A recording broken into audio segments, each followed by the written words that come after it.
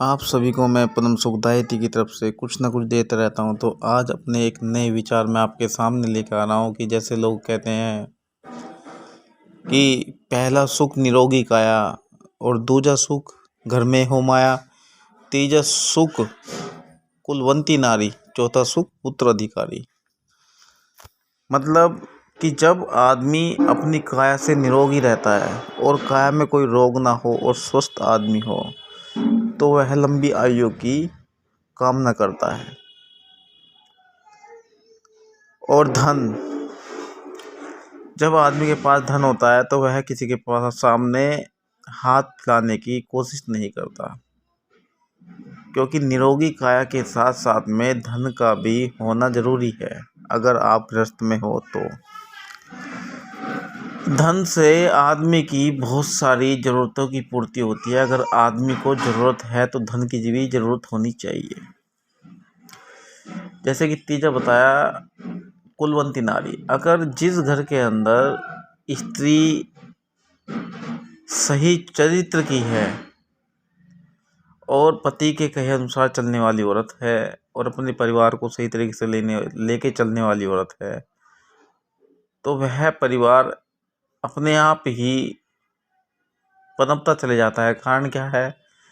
क्योंकि आदमी कमाने का हकदार होता है और उसको समेटना और उसको जोड़ना वह सब औरत के ऊपर डिपेंड करता है। क्योंकि घर की गृहिणी और लक्ष्मी और जिसको बोले कि कुलवंती नारी सब औरत होती है और औरत के पीछे ही सारा परिवार एकजुट रहता है। और फिर कहा पुत्र अधिकारी। तो इन चीज़ों में जैसे हमने सारी चीज़ जोड़ी संगोड़ी और इकट्ठा कर लिया, जब पुत्र अधिकारी यानी कि जिम्मेवार होता है तो वो जोड़ा हुआ आगे तक बना रहता है। अगर पुत्र नालायक निकल जाए, अगर लड़का नालायक निकल जाए तो उसमें जोड़ी संगोड़ी जितनी भी धन दौलत है सब बर्बाद हो जाती है। कारण क्या है?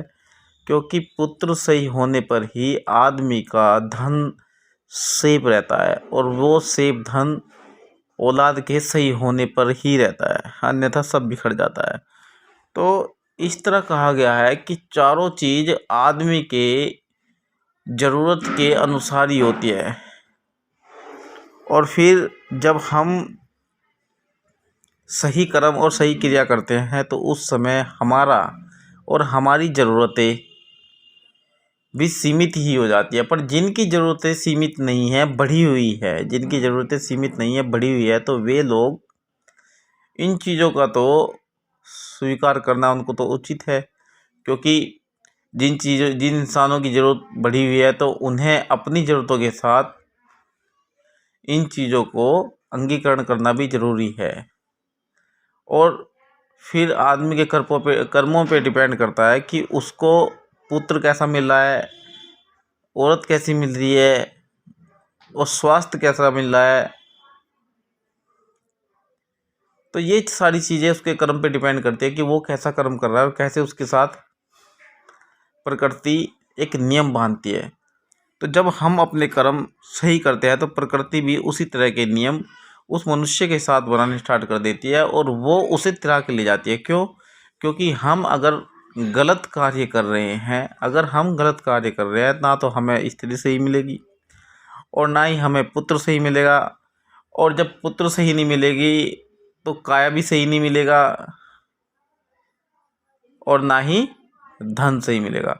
तो इसीलिए कहा गया कि अपने कर्मों को सही तरीके से करिए, जिससे कि आपके कर्मों को करने में यानी कि कर्म को करने के बाद में आपको कोई अफसोस ना हो और आप अपने कर्मों से दूसरों का भी उद्धार कर सको। इसलिए कहा है कि आदमी का जो जीवन होता है वह एक संघर्षशील जीवन होता है, और जिस संघर्ष को करने के बाद में आदमी अपनी आयु पे दूसरों को ज्ञान देता है, क्योंकि वह उस संघर्ष को झेल चुका होता है। तो संघर्ष को झेलने के बाद में दूसरों को ज्ञान जब ही दिया जाता है जब आदमी स्वयं अपने आप में संघर्षशील हो। अगर संघर्षशील नहीं है तो वह दूसरों को ज्ञान नहीं दे सकता, क्योंकि उसे उस चीज़ की नॉलेज नहीं है। और नॉलेज होने के लिए संघर्ष भी होना ज़रूरी है, यानी कि कर्म जरूरी है।